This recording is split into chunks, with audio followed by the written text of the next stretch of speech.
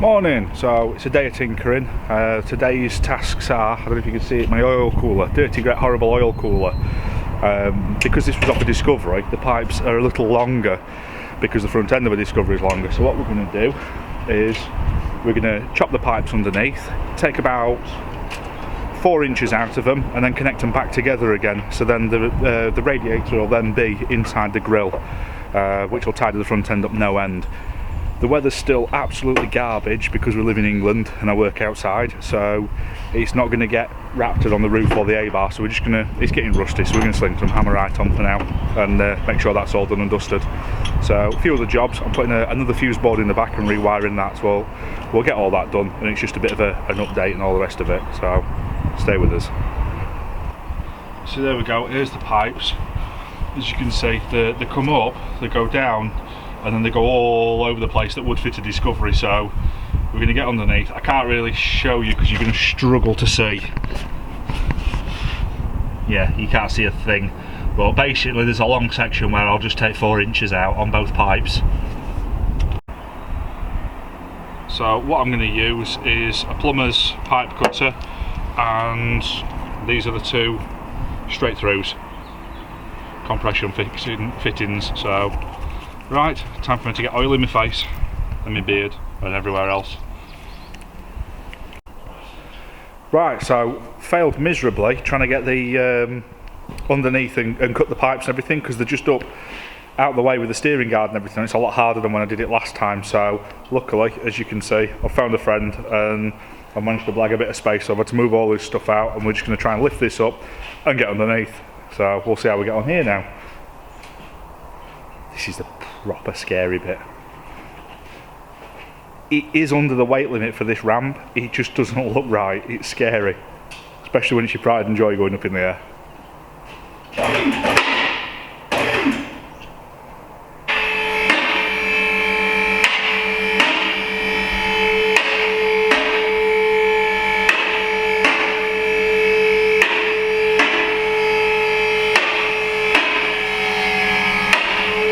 I'll work on it at that, mate. It worries me lifting that thing.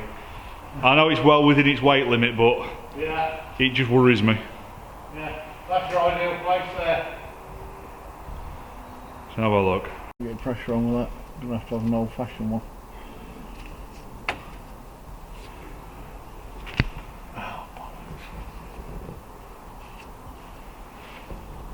So just here is a straight section.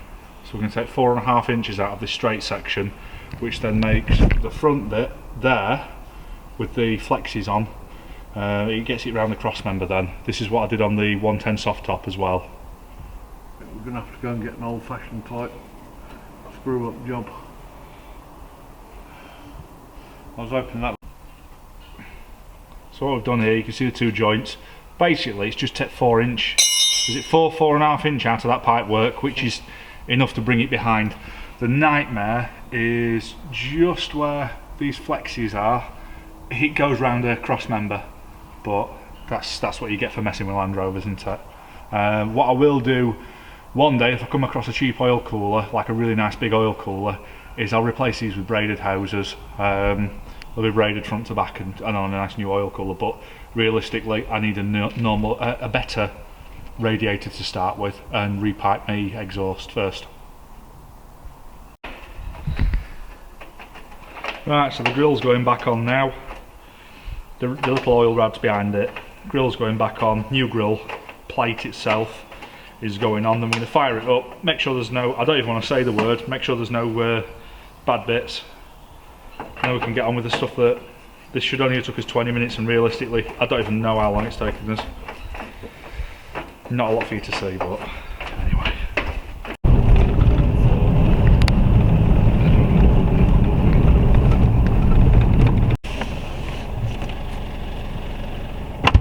So, between the Land Rover jobs, we're checking a new permission out. So let's have a look.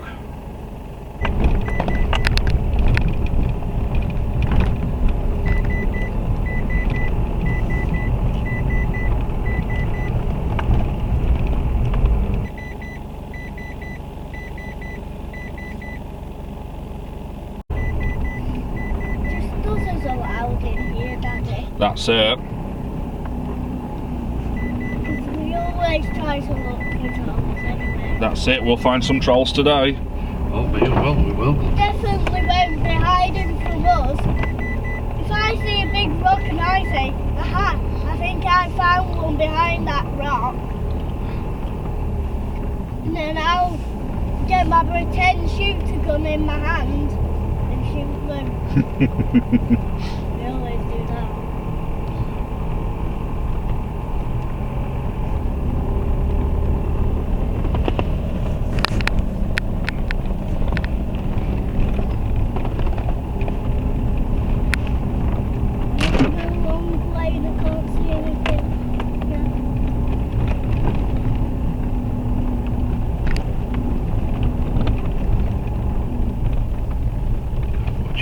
Is this about a boggy bit? I can see some troll footprints. It's a new stand. It's leading to the That's a deer stand, isn't it? cave. It's a high seat, I think. Yeah. Since then, it must be clearing stuff out. Daddy. do you Say know how what? One second, sweet pea. Daddy. What? Right, so the previous tenant, his rent finished at the beginning of the month. We're halfway through the month, and he's not bothered clearing out. So, two options: either he's going to get charged for removing his deer stands and things, have a look, or we've got some new deer stands.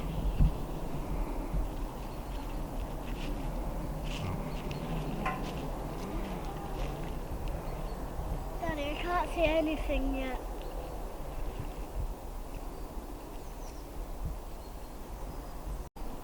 There's lots of rabbits in here. Lauren, in it, can see him.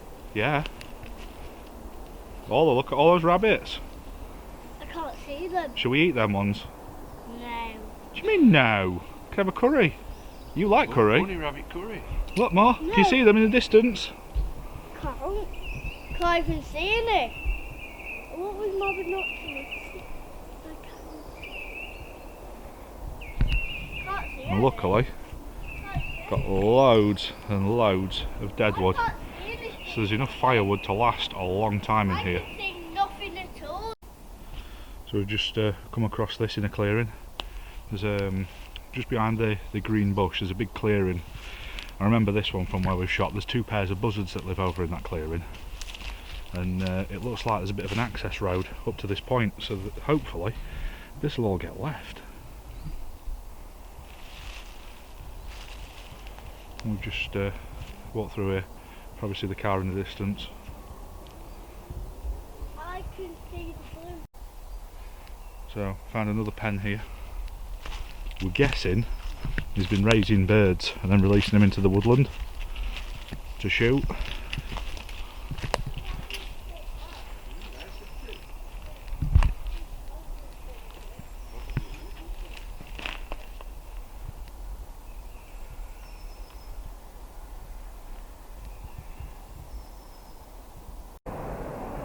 Not really dense section in there. Look how dark that is.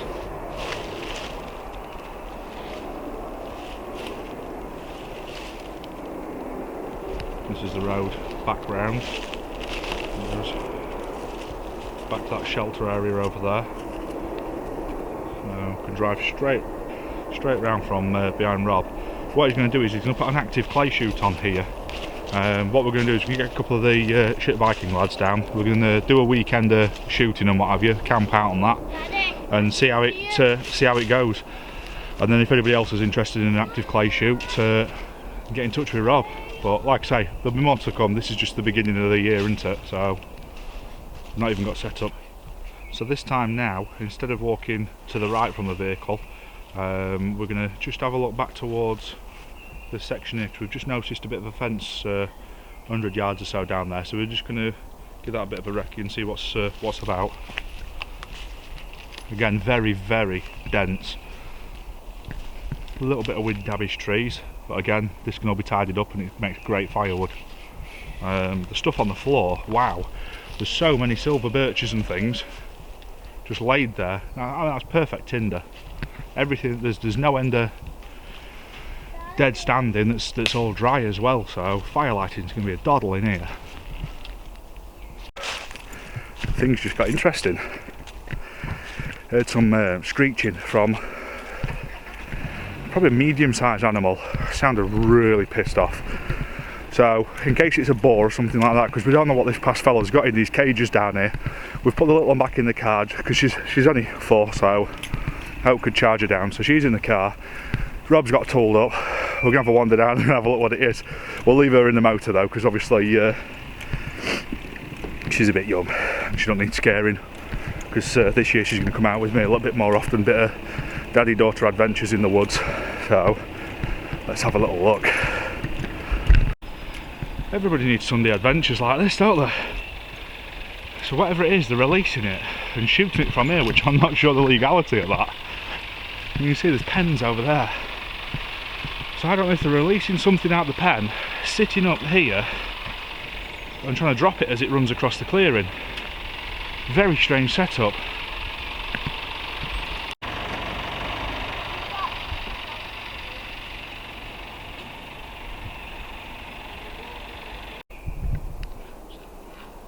A pig?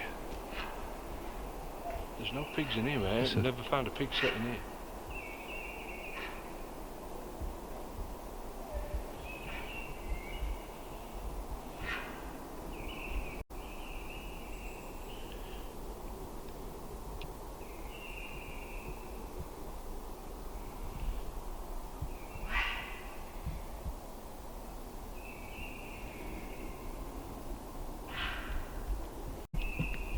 Found it?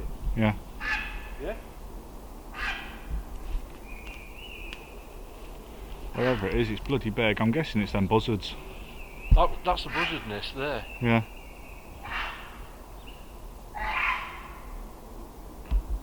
That There. big. Wow, Buzzard, that's mate. big. Look at the size of that.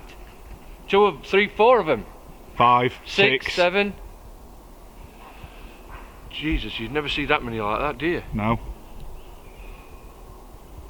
You get that video?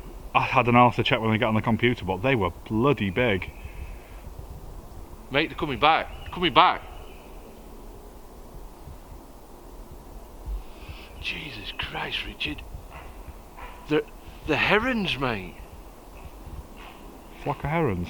Yeah, Oh, I can only see the silhouette at the minute. the herons, mate. Telling you, the herons. There's me thinking it's a bloody pig stuck in a trap or something.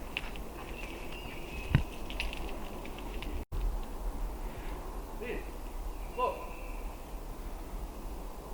Right, so as well as 2 pair of buzzards we've spotted today, a load of rabbits, loads of deer trails. We know there's deer in here. We've also got a flock of herons nesting up there. Also, there's a bit of everything in here. She's got a little one out so she can have a look. She wanted to know what all the screeching was. So, it's pterodactyls. It's definitely pterodactyls. Because she likes dinosaurs. I like T-Rexes the best. How the T-Rexes go. Oh, they don't go like that. It sounds like a phone. So we're just going to have a little drive around now because it's a big place, so we've covered a little bit of it as we've walked round. Obviously, reported back to the landowner that the previous tenant's not made any attempt to clear out, so we'll see what happens with it.